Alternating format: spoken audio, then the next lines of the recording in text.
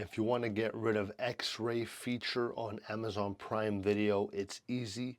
X-ray shows the information about the movie or show that you're watching, like actor names or fun facts. So here's how to manage it. Number one, open Amazon Prime Video. Start by going to the Amazon Prime Video app or website. Number two, choose your profile. Make sure that you're using the right account to watch your favorite shows. Number three, pick a movie or a show. Find a video you want to watch. Number four, watch the video.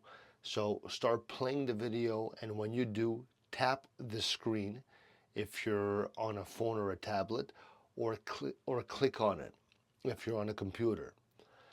Number five, look for X-ray. You'll see some options on the screen. Find the one that says X-ray.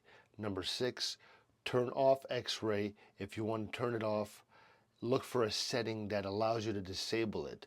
You may not see it on all devices, but many will have an option.